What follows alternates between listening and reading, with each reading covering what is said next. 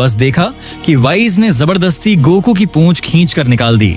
इसके बाद वेइज ने गोकू के बॉडी के अंदर छिपी हुई गोल्ड ओजारू फॉर्म पावर को जागृत कर दिया। तुरंत ही गोकू एक गोल्ड ओजारू फॉर्म जिएंट एप फॉर्म में बदल गया। लेकिन अब क्योंकि गोकू एंजल पावर पर कंट्रोल कर चुका था, इसलिए ओजारू फॉर्म में बदलने के बाद भी उसने अपनी सेंस नहीं खोई। लेकिन सुपर सैयान पोटेंशियल यहीं तक लिमिटेड नहीं था। अचानक गोकू के बॉडी से और भी टेरिफाइंग एनर्जी फूट पड़ी। एक रोर जिसकी गूंज पूरे यूनिवर्स में सुनाई दी ने उसकी पावर को कई गुना बढ़ा दिया। आखिरकार गोकू ने सुपर सैयान की फाइनल लिमिट को छू लिया, यानी सामने था नया रूप सुपर सैयान 100। इसके बाद गोकू ने सुपर सैयान पावर और एंजल पावर को कंबाइन करने का निर्णय किया। उसने सुपर सैयान फॉर्म तोड़कर सुपर सैयान पावर और एंजल पावर मर्ज हो गए और गोकू ने अनलॉक कर लिया नया फॉर्म। अब जाकर गोकू और वेजिटा को अकुमो के खिलाफ फाइट करने की असली शक्ति मिली। जैसा कि कहते हैं, बार बार हारने के बाद भी अगर लेसन न लिया जाए तो मूर्खता है। अकुमो ने फाइनली समझ लिया कि सोलो फाइट से वो कभी जीत नहीं सकता। फिर उसने अपनी मेंटल पावर का प्रयोग कर 12 यूनिवर्सेस को उलट पलट दिया और एंड में उसने ढूंढ निकाला सलामा को। अकुमो ने उसे अपनी टीम में ज्वाइन कर लिया।